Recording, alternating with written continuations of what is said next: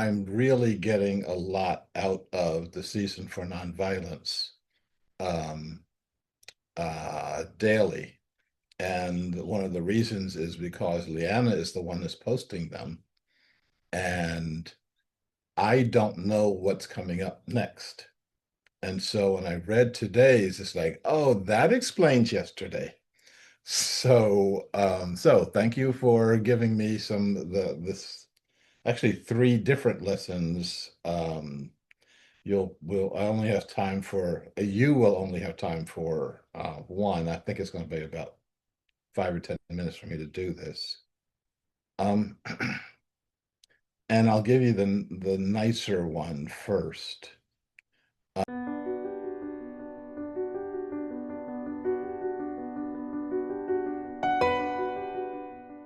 Um, Went to my usual sushi restaurant, sat in my usual sushi spot away from the TVs, and there's a guy sitting not far from me, and he was there before first, and he finished his meal, and he made a couple of phone calls, and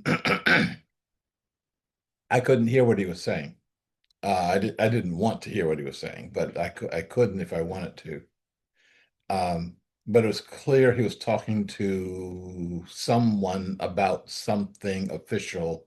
He kept reciting numbers like policy numbers or whatever. And he was talking in a reasonable voice, but I could also tell that he was frustrated.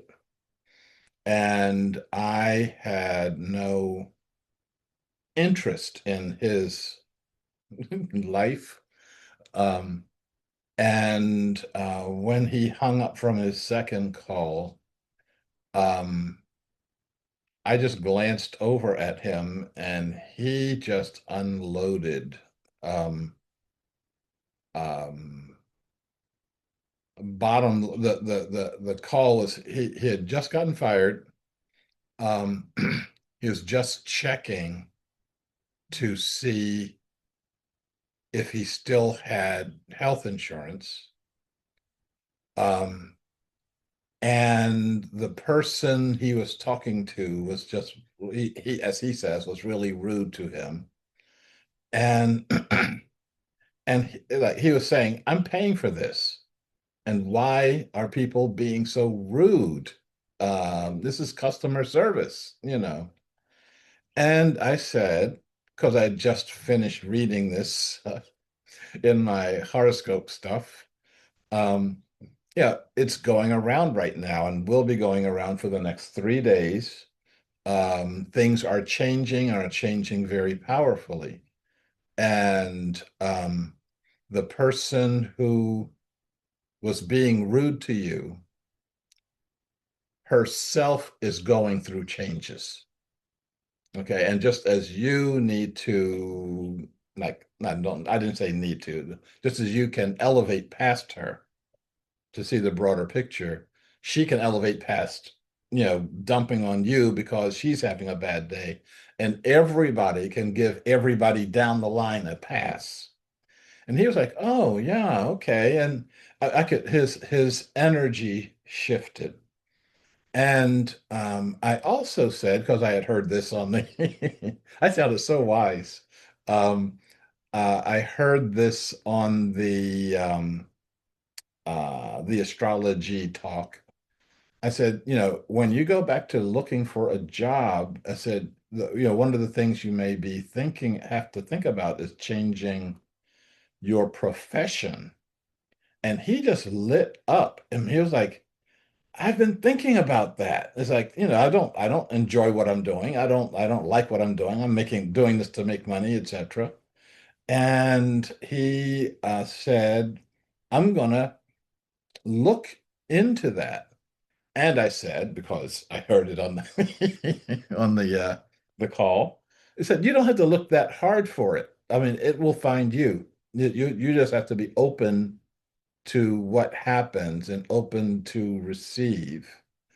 And he He said, "Yeah, his energy changed. I mean, one of the aspects of his energy was that um, from the time he got his insurance until that moment, he had given up an apartment and is moving back with his parents, and that must be a tough one, you know? I mean, like, especially depending on your parents, they may have changed the locks. So,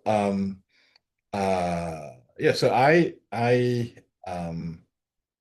found that to be I really when I heard this thing, um, I was listening to it for me, but I got up, went outside, ate my sushi, was eating my sushi, and realized I was listening to this for him. And we will have those opportunities from time to time to really um, uh, listen for others. The reading, the season for nonviolence reading for today, which was actually me. Um, Love your enemies; they are the instruments of your destiny. So this guy um, fighting with the insurance company, fighting with his doctor, um, all of a sudden could see that situation differently. And I am happy that indirectly I was his the instrument for a new destiny for him. He'll be looking at, I told him that this is 3 days, so you should be looking at what happens for the next couple of days, and he will allow life to come to him.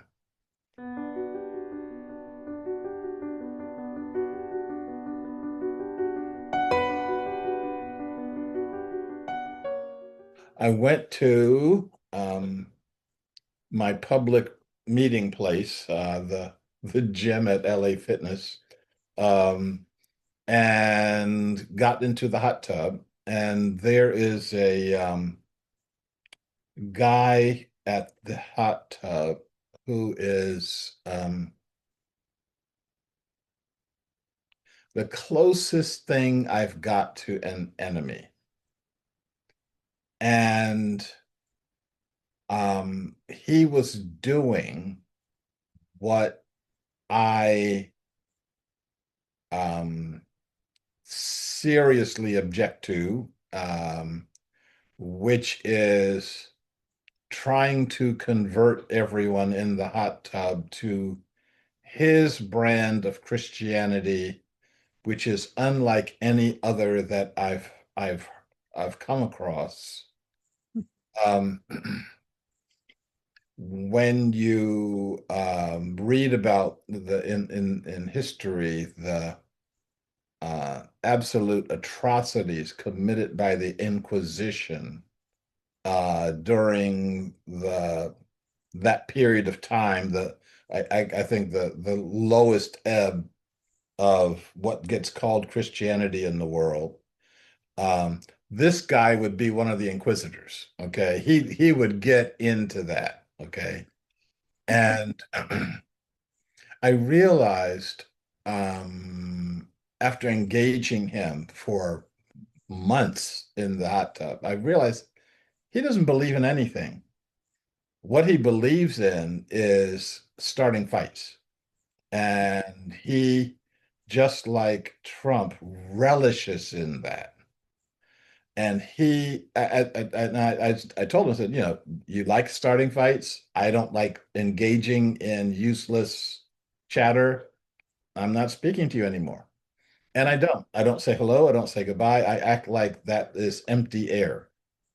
And so there were two guys who were deeply engaged with him. And he was saying all of his stuff, and I was busy not being affected by it. And the other two guys managed to pop out of him, pop away from him faster than I ever did. I mean, it took me literally months. I kept coming back. Let me try this. Let me say this. That help him to see. It's like this guy wants no help. All he wants is my ears. Um, so um, I was able to um, kind of take my energy and kind of move it around him and uh, give these two guys in the tub energy. Uh, uh, um, and that did them good. That did me good. What it did with him, and again, since I don't understand Donald Trump, I don't understand him. This guy can see with my own two eyes. Um, and but I'm like, it doesn't matter, you know. Um, the thing that I say for everyone else regarding Trump is stop paying attention to him. And I got, my 30 minutes. This is like the heaviest lifting I did in the gym last night was listening to these folks um, uh, get, getting frustrated and then letting go, and getting frustrated and then letting go. And one of the guys, as he's getting out of the tub, asked him, says, "Have you ever had a reading comprehension test?" And he says, "I can read fine." I said, "No, it's not that you can read the words. It's that it's looking at whether or not you can understand the words that you're reading." He said, "If you took a reading comprehension test, I think you come out somewhere around third grade." Um, and the guy looked at, you know, so I smiled my agreement. I was sitting kind of behind this guy, so as I said, send energy to these other two guys and enjoy my time in the hot tub. Um,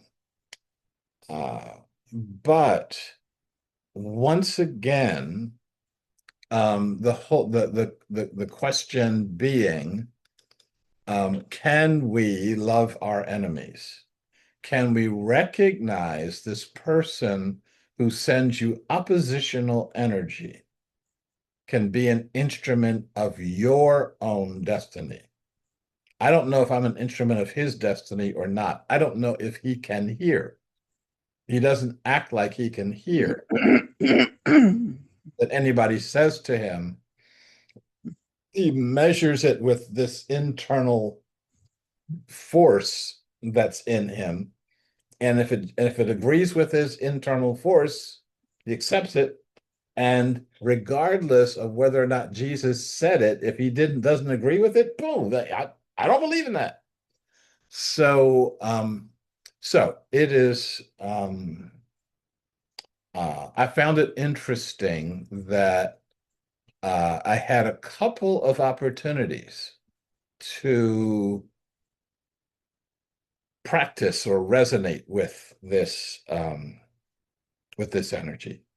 And I'm very grateful. And I'm grateful for not seeing the Season for Nonviolence quote until this morning.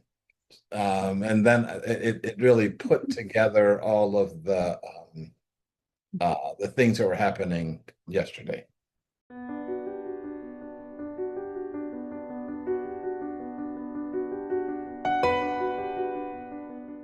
My experience with people that are real pushy about their religion is that they just want to be right. And so I don't deal with them. I can love them from afar. You can be you over there, I would have found another hot tub, frankly, but um, Only one I got. well. Anyway, I just try to avoid them because I don't like wasting my time, energy, and air, so they can I've be been, them over there, so. I've been saying that to people because they knew I used to engage with him, and they Mhm. now realize I consider that to be a blank spot in the pool. Like there's this depression, water depression, where there's Mhm. nothing there, And I said, he's a waste of air. You know, Right. I got better things to do with the air in my lungs than throw it at him, you That's know. for So, sure. um, But it's interesting though. The second thing I want to share is interesting about opportunities where God sends us in or where we get sent in and called upon to share something in a moment that someone can receive it. Because I had an experience like that yesterday also, not quite as broad or maybe as timely as yours was with that guy. But I didn't really think about it until you mentioned it because I had to, I was short a couple of pieces of a couple of documents for my tax return and I managed to get them printed. So I took them into the office, and the office is like little cubicles around the outside, and the receptionist at a desk in the middle, and they're all open cubicles. And so I said I brought in some documents I had to give to my tax person, and her response was, "Well, you don't bring in anything. We'll just scan them. And who are these for?" And she was a little brusque. And then the lady came out and she looked at him and went, "Okay, we'll just scan him in." So I was giving her the information she needed. All is well as good, and she's clearly not having a very good day. So I kind of said, "Well, how are things? How are you doing today?" That was her response along that grunt, along that line. Yeah. And I said, are you not having a very good day? I said, are they working you like a dog here today? And she started crying and she said, wow. "No, my child, something had happened to her kid. And she couldn't Mm. even tell me, but she just sat at her desk and was crying. It was just like, oh Lord. And I wanted to go hug her, but I didn't want to bring attention to her because she was at work. So I just said, "I'm really sorry." And she got a tissue, and I didn't want to like bring attention to her because she was clearly trying to keep it together while she was at work. So I just said, "Well, I hope things get better for you," and then I left. And so she was kind of trying to pull it together, but she kind of nodded. But at least she, I hope she felt heard, at least, that. And I'm sure it was the last thing she wanted to do was start crying, but it just came up. So I mean, I hope at least it gave her some comfort. So it's just kind of funny how those moments just present themselves, and you do the best you can, and you hope to God somehow you've helped them. So, Mhm. Mhm. so um, Um, I I um, felt after Mr. Sushi that we were going to be coming up with this kind of stuff very acutely over the next 3 days. mm, mm, And that we, the folks who are doing this, the Catalyst meditation, the folks who are affected by the Catalyst meditation, even if they're not on the call. Remember, I'm still getting these people, like somebody is coming into the using the outline at 2 o'clock in the morning. We are uniquely suited to help ourselves and to help others through this period. Mm. We've been talking about it. We've been thinking about it. We've been seeing it coming, and we've been calling on energies beyond our own to help ourselves get through this. So people are going to gravitate toward us. And when they do, we get to not do very much. We just need to be who we are becoming, and they'll get whatever it is that they need. Right, right. It comes through us. Right, right, right. If we let it, right. And a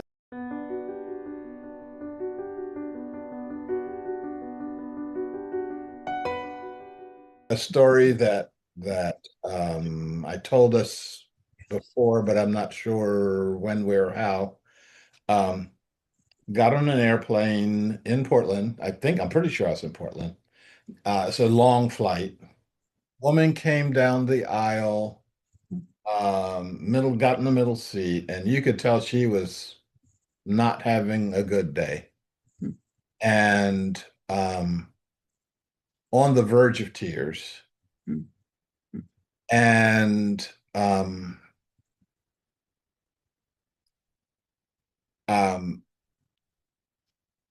I forget the catalyst. I think I may have said, how are you doing, or something like that.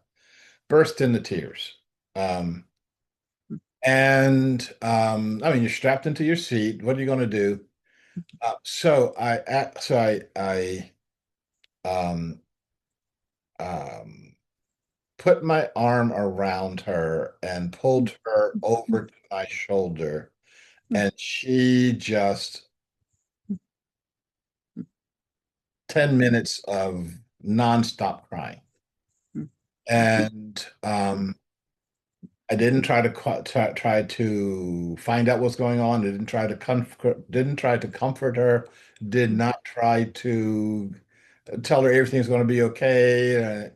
My impression was that someone had died and that she was on the way to deal with it. Okay. But it was an impression. I didn't get any information from her. So after about 10 minutes, we had reached cruising altitude. Um, she pulls away and she says, "Oh, I'm so sorry. I didn't mean to do that." And um, she kind of stiff upper lips it, and I pulled her back over and I said, "You're not done yet." And she burst out into tears again. She stayed in that position for our entire flight. Aw. She was going to sleep. She was waking back up. She was crying more. Da, da, da.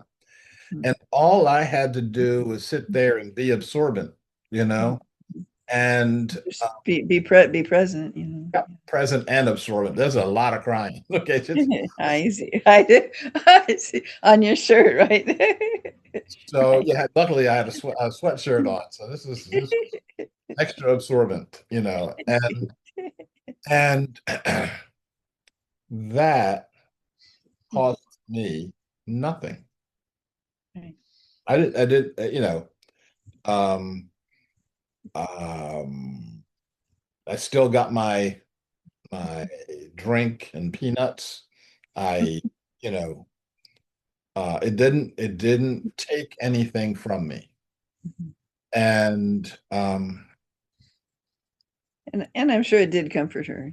yeah, So, and I am sure that it comforted her mhm, that she got several hours of processing that she thought she was going to have to be contained from all that. And mhm, she got a chance to do all the processing from that. mhm, mhm, Um, Told her I'd send her an invoice, but she hasn't answered my invoice yet. No, I mean, it costs me nothing, mhm, you know, and we have an opportunity to